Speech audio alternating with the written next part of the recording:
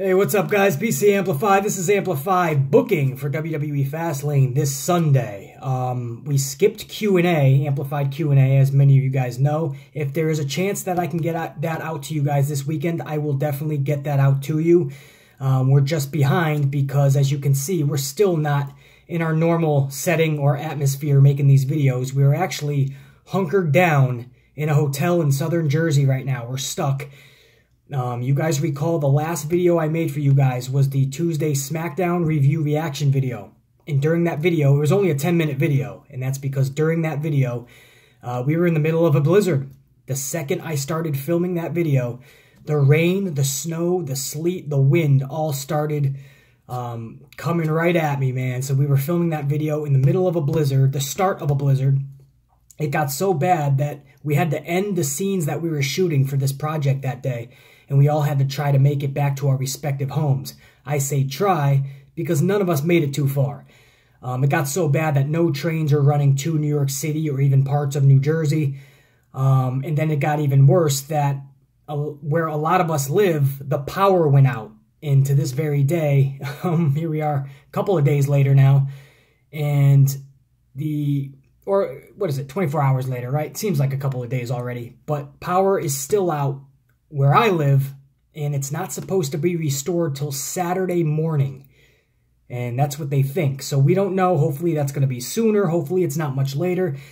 But because of travel and because of no power, no hot water, no, I mean, the food in our refrigerator is probably all, bad and done by now. I think you're only allowed 4 hours in the fridge when power goes out. Now, obviously, if you're a little bit of a rebel like me, you can extend that 6, 7, 8, 9 hours. But I think if food drops below 40 degrees, something like that, or above 40, I think it is, above 40 in a fridge, I think you got to start throwing out your food. So a bunch of reasons why we're pretty much hunkered down right now. Hopefully tomorrow we can head back home and start making videos in our normal atmosphere.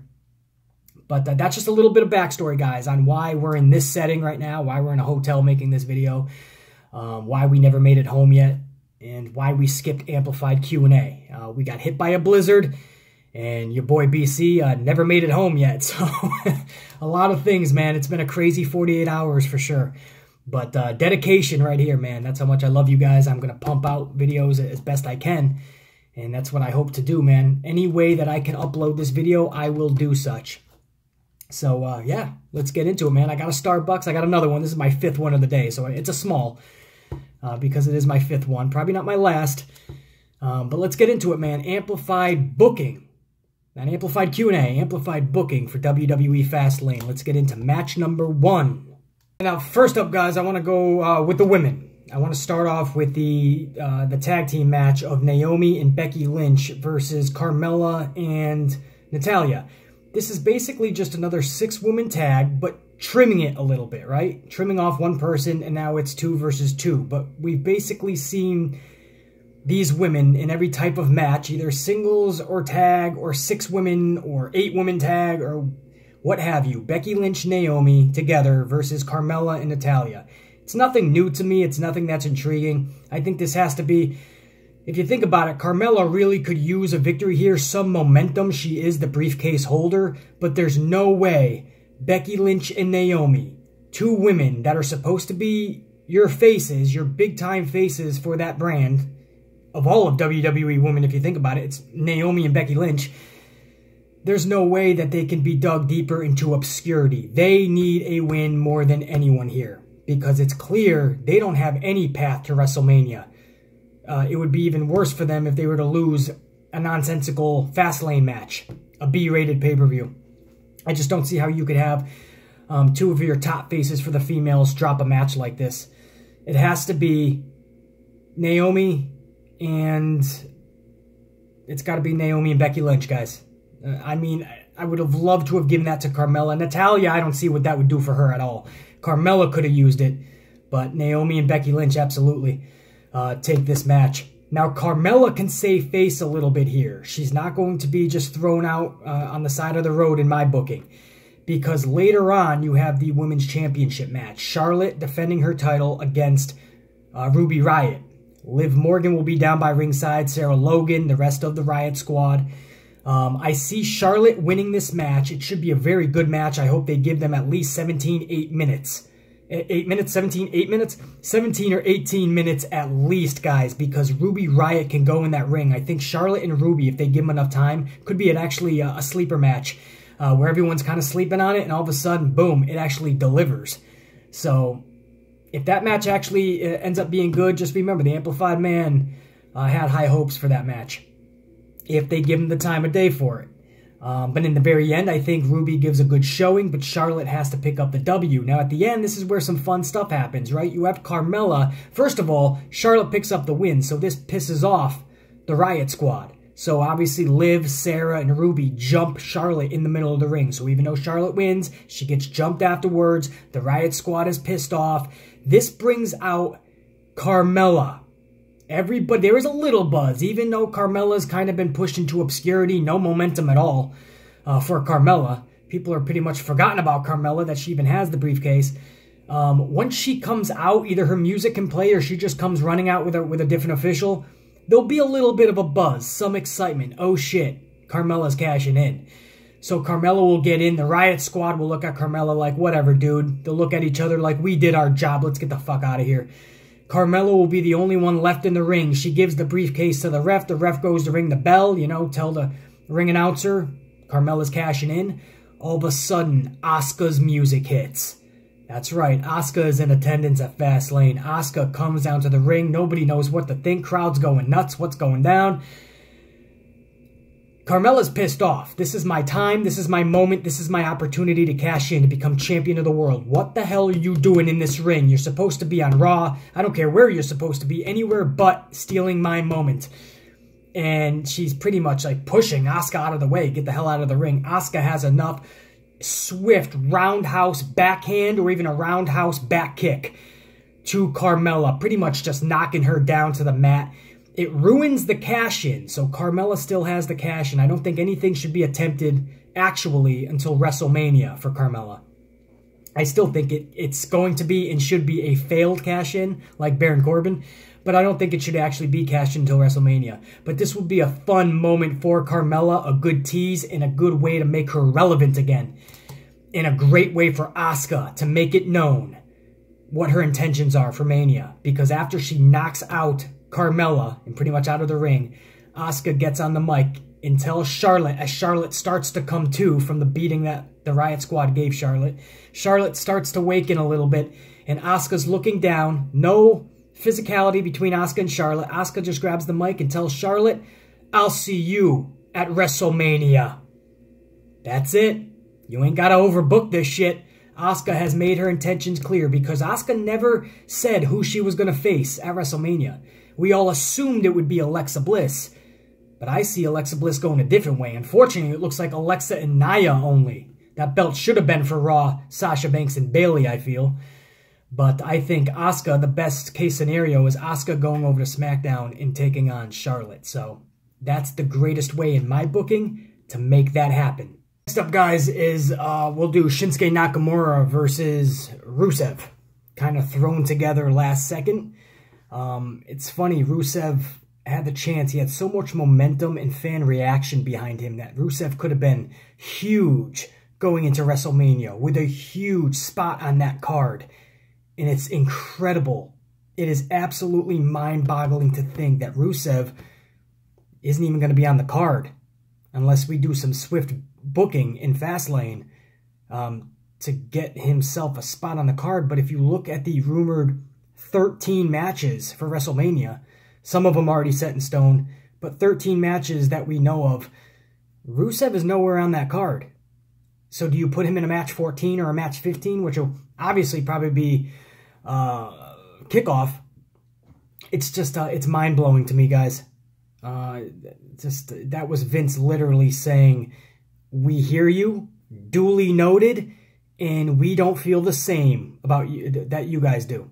And we do not want to push Rusev. In fact, we're going to take him off of TV. We're going to put him in losing matches. We're going to put him in nonsensical matches. We're going to throw him in wherever we see fit. They did everything possible to kill this guy's momentum, and he still gets big fan reaction. So I don't know. This match is just odd to me that they would throw him in there against a guy Shinsuke who was going to steal 50% of his thunder. I think that was Vince's thing. Let's steal a lot of Rusev's thunder. You know, Shinsuke does get a good reaction from the crowd. A lot of people love Shinsuke. Kids are starting to really gravitate toward him. So you're going to have a 50-50 type reaction in there. So I don't know what Vince's whole plan was in this, especially Shinsuke going into one of your main events at WrestleMania. Why do you want his reaction split down the middle 50-50? Anyway, this isn't about trying to figure out what Vince is doing. This is my booking. Since that match was already made, my job now is to book that son of a bitch. You don't have to overbook this. Shinsuke Nakamura has to win this. Everything I just said about Rusev is true, but you backed me into a corner. You booked Shinsuke versus Rusev, with Shinsuke going into the main event at Mania against AJ Styles. One of the main events, anyway. There's no way I can have Shinsuke Nakamura lose this match. Not even in a funky way or there's a cheap roll-up. No, this has to be a definitive, clear 1-2-3 by Shinsuke over Rusev, and that sucks. After the match, I would love to see maybe Shinsuke pick up the mic. He doesn't, you know, you don't have to have him do 4 or 5 sentences on the microphone. That's not his strong suit. But just drop a line, kind of like Asuka telling Charlotte, I'll see you at WrestleMania. Maybe Nakamura tells Rusev after a long-fought 19, 21-minute battle, Nakamura tells Rusev, I love Rusev Day. And the crowd maybe will get a good pop out of that. And Rusev and Shinsuke share, you know, some respect with each other. I don't care if Vince wants Rusev to be a heel or not, man. He's over, and I think you should do a little handshake deal there, a little smile, a little fucking bro hug, whatever you got to do. But there's no reason that you can't put Rusev a little bit over after this match. So in some way, I don't care if I'd be cool with like Mojo Rawley coming out of nowhere, attacking Rusev after the match, setting up a little kickoff battle at WrestleMania. Because at this point, we'll take Rusev on the kickoff show rather than nothing, right? I mean, Rusev totally being off of WrestleMania just doesn't seem right. So even if he's on the kickoff show, but you built up a cool storyline to at least get people pissed off enough to say, hey, that match shouldn't be on the kickoff. It should be on the main show. Mojo versus Rusev for the next 4 weeks, a little feud. Maybe Aiden English turns on Rusev, and that'll be a little fun feud going. I just feel like Rusev deserves something going into Mania, even if it's a kickoff feud, a pre-show feud. This guy has to have something after he loses that match. A little pop, a little show of respect, a sign that WWE does duly note how we feel about Rusev. But again, guys, that's all after the match. That's all in the future. The Shinsuke-Rusev match, Shinsuke has to win that match. He's in the main event, one of the main events at Mania for the strap. There's no way we can go anywhere other way than that. And as far as the tag team championships, the New Day versus the Usos, the 157th time that they're meeting each other, is what it seems. I see the Usos going over here. The Usos had those straps for a long time now. They deserve it going into WrestleMania, where that's where they should lose it. It looks like the New Day is still going to be involved in WrestleMania with the Usos anyway, with the Bludgeon Brothers. It looks like another triple threat, this time a tag match. So Usos there's no reason for the Usos to drop these straps. They keep the titles, and after the match, the Bludgeon Brothers come out, wreak havoc on everybody, not just the Usos. If you're going to have the New Day in a triple threat tag match for WrestleMania anyway, I want the Bludgeon Brothers beating the living shit out of the New Day and the Usos. They just strike, and they strike with vengeance. I don't want them coming out and just doing a little after-match attack.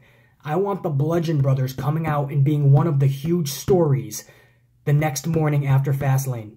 I want everyone talking about the beating the Bludgeon Brothers gave the New Day and the Usos. This will set up something really cool for WrestleMania. But again, the Usos retain the straps from the New Day.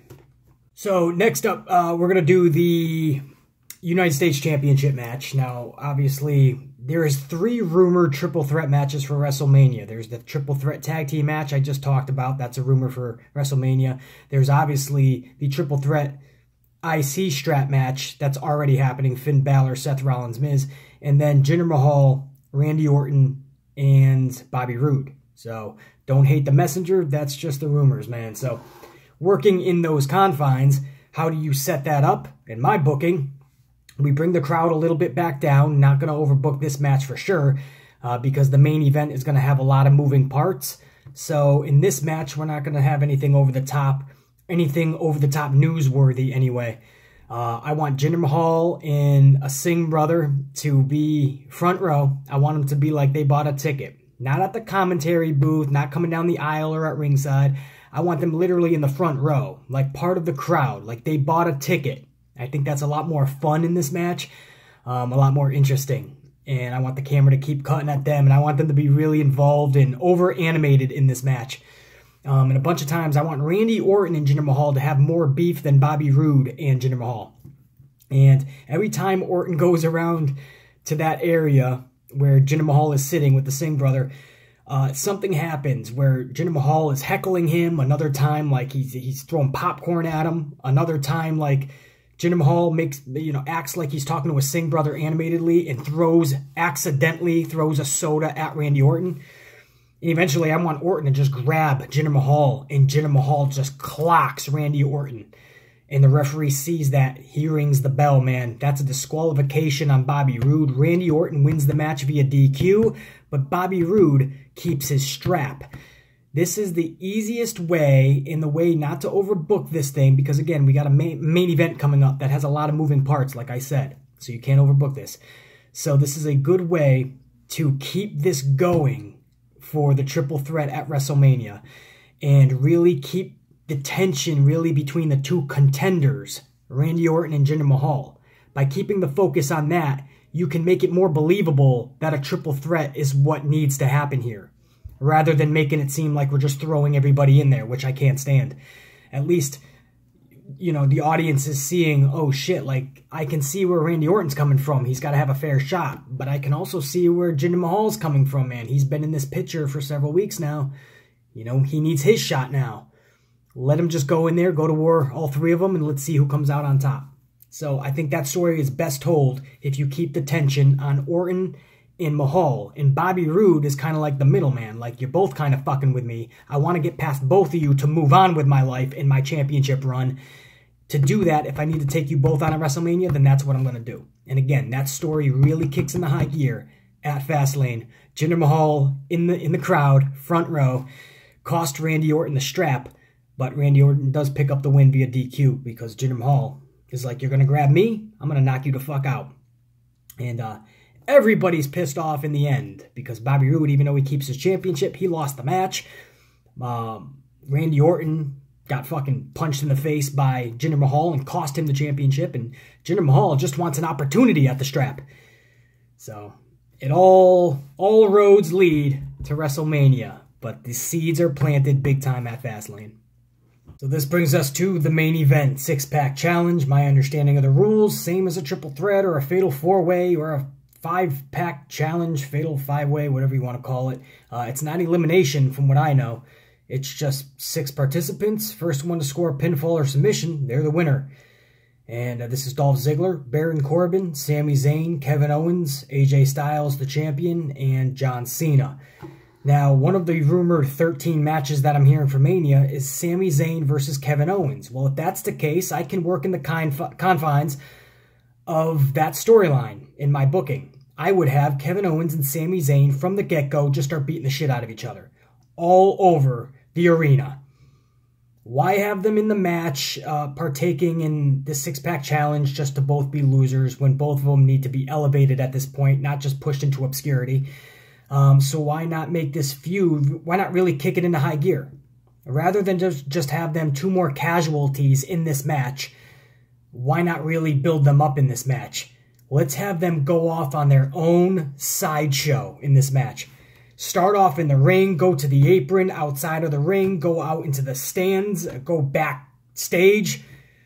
You could even have them in the locker room. They can go out into the parking lot for a little bit, have them come back into the arena, even back into the ring. I want Sami Zayn and Kevin Owens, if this match is actually going to happen for WrestleMania, kick it into high gear at Fastlane, have this be a fun sideshow of this match. It'll be a fun element in this match. If it's going to be chaos anyway, it might as well be fun chaos. So while you're watching Corbin, Ziggler, Styles, and Cena really battle it out in the ring, you also have Sami Zayn and Kevin Owens beating the shit out of each other all over the arena. I think that would be badass, man, for the whole 25 minutes. Because this match should at least go 25 minutes, guys. It really should be going 40 minutes. And it probably will. But I think that will be a fun, interesting side note in this match. And that will really build a fun story with Zayn and Owens toward WrestleMania. I mean, that would be a big storyline, big feud component. If they just basically put the championship title on the sideline, something that both of them want more than anything, and they basically put that to the back burner because of their sudden hatred for each other. Their friendship has just imploded to the point where the championship isn't even their main priority. It's just getting the upper hand, the upper beating on each other. So that's the story I want with Owens and Zayn. That will build toward their WrestleMania match. Otherwise, if you don't build something epic, it's just going to be another Zayn-Owens match. I've always told you guys, I can watch Zayn and Owens take on each other every day of the week, twice on Sunday. But it's WrestleMania. It's got to be more at stake, more fun. We already know there's not going to be a championship. We don't really need any type of stipulation. So now we just have to build something intriguing. What could do that? Well, we can use the six-pack challenge match, because we know Zayn and Owens are not going to win this match. We can use this as a catapult, as a platform, as a stepping stone to the WrestleMania match. So this would leave really Dolph Ziggler, Baron Corbin, Styles, and Cena doing the battles in the ring. I would mostly want to see Baron Corbin working with John Cena and Dolph Ziggler and AJ Styles. I think those are good chemistry components. And then after a while, switch it up. We know John Cena and AJ Styles can work really well together. Dolph Ziggler and Baron Corbin actually have some decent chemistry as well. And then in the very end, because this is just one pinfall, guys, it's not elimination. I want John Cena like really trying to stop any type of pinfall. I really want you to read desperation on this guy's face to the point where every time there's a near pinfall, Cena's the one to break it up. Even if he's like 20 feet away on the outside, he somehow makes it in by the counter 3 to break it up. And I want the story really be told that John Cena is trying everything, doing everything in his power to make sure nobody wins this match but him, because that is his only path to WrestleMania. But when it's all said and done, I want Baron Corbin to lose this match with AJ Styles defeating him. That's right. AJ Styles wins the six-pack challenge, keeps his championship, and makes this a one-on-one AJ Styles, Shinsuke Nakamura championship main event match at WrestleMania. AJ Styles picks up the huge win. And again, I want it over Baron Corbin, and I want John Cena to jump with his final movement, his final breath to go and break the count up. But he just, this time, he did not make it in time. Before that, he had about 15 breakups. But he was just a centimeter, about a fraction of a second too late. And he couldn't break this one up. AJ Styles picks up a huge win. And I want the desperation to be shown on Cena's face. He's exhausted. He's on his back, staring up at the ceiling like, fuck, man. And AJ Styles, his music is playing. I would like Shinsuke Nakamura to stand up at the rampway. If not, get into the ring, stand up at the rampway. And AJ Styles is celebrating a little bit, but AJ Styles is really happy to just escape with that championship. So Styles actually gets out of the ring, starts making his way up, and maybe comes across Shinsuke at the ramp, at the top of the ramp, and they just look up at the WrestleMania sign, and Shinsuke and AJ Styles shake hands while looking up at that sign. And Styles holds up his championship. It's a sign of respect, and it's just putting that seed into everybody's minds that that match is definitely taking place at WrestleMania, one of your main events. I think that's badass. And this will leave John Cena by himself in that ring to really play off the desperation, like that was my final shot at this. And the fans are really going to be reacting. Some will be cheering. Yes, we ain't got to see you at WrestleMania. Others will kind of be sad, you know. Wow, like this is actually happening. John Cena's no path, and they're going to milk the sympathy. And Cena's just looking up at the WrestleMania sign, looking depressed, depleted, distraught. And he goes to leave the ring. The lights go out. We hear the fucking gong. The Undertaker is there when the lights go back on with a second gong. The Undertaker is in the ring. John Cena looks back. The crowd's going fucking nuts. Cena's like, whoa, man. Like, what the fuck are you doing here, buddy? I was just playing around. I didn't think the challenge was ever going to be accepted. I didn't plan on calling you out when I mentioned your name a few weeks ago. And there's The Undertaker, and he just takes one look up at the WrestleMania sign, and he looks back, and Cena knows what that means. Cena looks up at it, Cena looks back at Taker. Cena goes to shake Undertaker's hand like, let's do this, motherfucker. One last hurrah for one of us at least, right? Undertaker's like, shaking hands? Get your fucking hand back. So Cena's looking at the crowd, looking up at the sign again. Cena's like, shake on it, man to man. Even though you're a dead man, shake on it. So Undertaker actually does put his hand out. He grabs Cena's hand and he pulls him into him. Undertaker pulls Cena in, flips it right into a tombstone, man. So a handshake gets into a tombstone. He goes camera side, drops John Cena right on his head. Crowd's going fucking nuts. Undertaker's looking up at WrestleMania sign one more time. He grabs a microphone and he says, career versus career. Drop the mic, Undertaker's music. We fade to black. Fastlane goes off the air. That's amplified booking. That is how you create storylines. That is how I am now interested in the Bludgeon Brothers capturing tag straps at WrestleMania, even if it is a triple threat schmaz. That is how I am now semi-interested in Mahal, Rude, and Orton. If we have to put up with a triple threat match for the US strap, at least I'm now invested in the #1 contenders, if I have to be. That is how I am now invested in a one-on-one Zayn versus Owens match. That is how I am invested in a possible Rusev storyline, even if it is the kickoff show. That is how I am invested in John Cena, Undertaker, AJ Styles, Nakamura. We turned a B-rated pay-per-view into something that's really cool. We didn't go over the top. We didn't overbook. We made it fun. We made it interesting. We made it exciting. And we have something to look forward to on many different levels, many different feuds, many different storylines. That is amplified booking. Hope you guys had a lot of fun with this booking. I can't wait to do WrestleMania's booking. That'll be in a few weeks. And for now, I am going to see what's going on with the power over at my apartment over in NYC, and I will check you guys hopefully tomorrow with amplified Q&A. If not, we still don't have power. I'm still stuck in a hotel. I will definitely see you guys Monday for Fastlane, the good, the bad, and the ugly. We'll go over the whole card. We'll talk about the good. We'll sure as hell talk about the bad. You can bet your ass we're going to talk about the ugly. For now, the Amplified Man's cashing out. Much love and respect to all you guys. BC, and I'll check you.